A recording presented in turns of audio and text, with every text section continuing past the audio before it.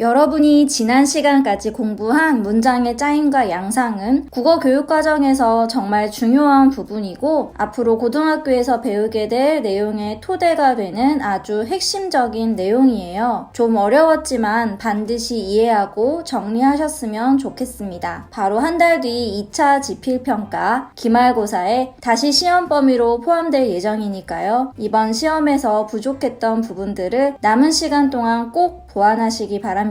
오늘부터는 지금까지 배운 문장 성분들을 활용하여 정확하고 자연스러운 문장을 사용하는 방법에 대해서 공부해 보겠습니다. 우리가 잘 알지 못하는 사이에 잘못된 문장이나 표현들을 많이 사용하는데요. 앞으로는 배운 내용들을 잘 적용해서 올바른 문장을 사용할 수 있었으면 좋겠습니다. 교과서 162쪽에 나와 있는 예문들을 통해 우리가 자주 실수하는 유형을 분류해 보겠습니다. 1번, 문장의 짜임에 유의하여 정확하고 자연스러운 문장을 만들어 보자. 다시 괄호 1, 다음 문장이 어색한 이유를 찾고 문장을 고쳐보자. 여기서 여러분들이 집중해 주셔야 하는 부분이 바로 문장을 고치기만 하는 게 아니라 그 문장을 왜 고쳐야 하는지, 문장이 잘못된 이유에 대해서도 명확히 정리를 해 두셔야 한다는 점입니다. 꼭 기억해 주세요. 문장 성분에서 가장 중요한 것이 뭐다? 바로 서술어다. 그래서 여러분들이 문장을 분석할 때 그 문장에 있는 서술어를 잘 찾아서 그 서술어의 특징을 파악하고 다른 문장 성분과의 관계를 잘 따져보시면 이 문장의 어떤 부분이 문제가 되는지를 거미줄처럼 엮어낼 수 있다. 이렇게 말할 수 있는데요. 문장 성분과의 관계를 따진다는 말은 크게 두 가지로 설명드릴 수 있는데 서술어가 필요로 하는 문장 성분이 다 잘 있는지, 그리고 만약 다 있다면 그 문장 성분들과 의미상 호응이 잘 되는지, 그런 것을 중점적으로 보시면 됩니다. 그럼 이제 실제 문장을 가지고 연습해 볼게요. 첫 번째 문장, 물은 섭씨 100도 이상에서는 기체가 되고 섭씨 100도 이하에서는 된다. 이 문장 왠지 익숙한데 맞아요. 우리 시험에도 나왔던 문장이네요. 근데 좀 이상하죠? 뭐가 이상한지 감으로 때려 맞추는 게 아니라 논리적으로 한번 분석해 보도록 하겠습니다. 서술어를 먼저 찾으라고 했죠? 이 문장의 서술어는 두 개 있는데 모두 되다입니다. 이 되다라는 서술어는 좀 특별한 특징이 있는데요.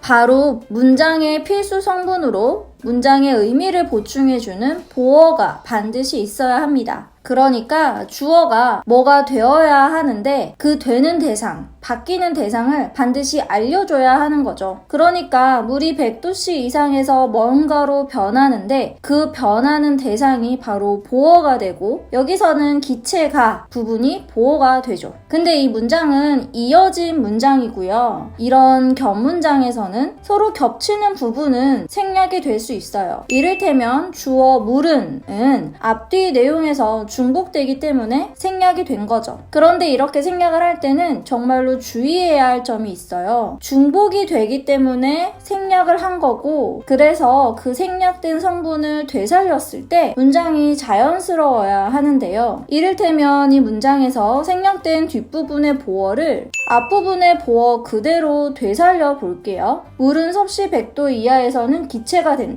말이 안 되죠. 섭씨 100도 이하에서는 기체가 되는 게 아니라 액체가 되는 거잖아요. 그러니까 앞부분과는 완전히 다른 보어가 뒷부분에 들어가야 되는데 이 보어를 완전히 생략해버리니까 문장의 의미가 정확하지 않은 거예요. 그러니까 문장 성분을 생략할 때는 동일한 내용을 생략해야 하고 그렇지 않는다면 필요한 문장 성분은 반드시 있어야 한다 라고 정리할 수 있습니다. 그래서 이 문장은 뒷부분에 생략된 보어를 원래의 의미대로 되살려서 써줘야 합니다. 그러니까 되고라는 서술어 1이 필요한 보어 기체가도 있어야 하고 된다라는 서술어 2가 필요한 보어 액체가도 반드시 추가해서 적어줘야 되는 거죠. 이런 유형으로 풀 수 있는 연습 문제를 한번 보여드릴게요. 인간은 자연을 정복하기도 하고 때로는 동화되기도 하면서 살아간다. 이 문장은 뭐뭐하기라는 문장이 안겨있는 문장에다가 두 개의 이어진 문장이기도 한 아주 복잡한 문장인데요. 우리가 분석해야 하는 부분만 볼게요. 봐야 하는 부분은 바로 이 정복하다라는 서술어와 동화되다라는 서술어 부분인데요. 정복하다라는 서술어에 대한 주어, 인간은, 그리고 목적어, 자연을 이렇게 되어서 인간은 자연을 정복한다 라는 완전한 문장 하나를 우리가 찾을 수가 있죠. 마찬가지로 동화되다 라는 서술어를 볼게요. 근데 이 서술어가 필요로 하는 문장 성분은 지금 다 생략이 되어 있어요. 생략이 되어 있다는 건 앞부분과 겹친다는 뜻이고요. 그러면 앞부분의 문장 성분을 그대로 복구해 봐야 된다는 건데, 그대로 인간은 자연을 이 부분을 되살려서 인간은 자연을 동화된다 라고 하면 이상한 문장이 되죠. 동화되다 라는 서술어에 대한 주어 인간은 맞는데 목적어 자연을이 좀 이상합니다. 목적어 자연을은 아닌 거예요. 인간은 자연을 동화되는 게 아니라 자연에 동화되는 거니까요. 즉 목적어 자연을이 아니라 부사어 자연에가 와야 돼요. 즉 이 문장은 동화되다 라는 서술어가 반드시 필요로 하는 자연에라는 부사어가 빠진 잘못된 문장이고, 그래서 자연에라는 필수적인 성분을 추가해서 적어줘야 합니다. 서술어가 필요로 하는 문장 성분이 반드시 있어야 한다. 생략된 성분을 되살렸을 때 의미가 맞지 않으면 꼭 추가해서 적어줘야 한다가 바로 1번 문제의 결론이 됩니다.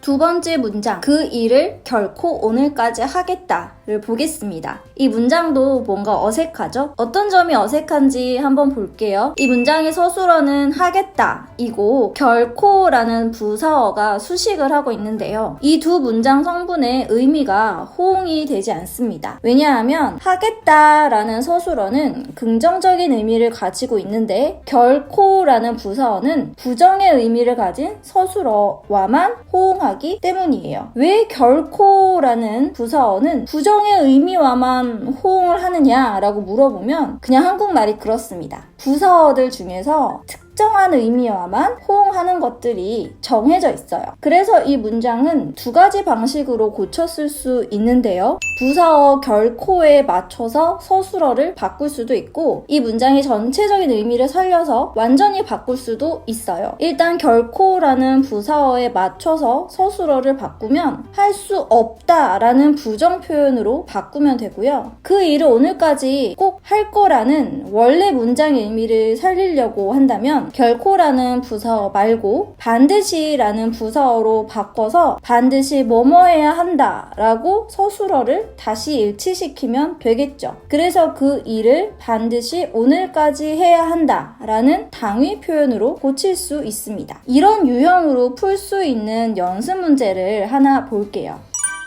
절대로 손으로 쓴 이력서를 제출해야 한다. 뭔가 이상하죠? 바로 절대로라는 부사어와 뭐뭐 해야 한다라는 당위의 서술 표현이 호응이 되지 않기 때문이에요. 역시 두 가지 방식으로 고쳤을 수 있는데요. 절대로라는 부사어를 살리려면 부정 표현으로 일치시키면 되겠죠? 절대로 손으로 쓴 이력서를 제출해서는 안 된다 라고 고칠 수 있고요. 뭐뭐 해야 한다라는 당위 표현을 살리려면 반드시 손으로 쓴 이력서를 제출해야 한다처럼 반드시라는 부사어를 사용하면 될 것 같아요. 하나만 더 간단한 문장을 살펴볼게요.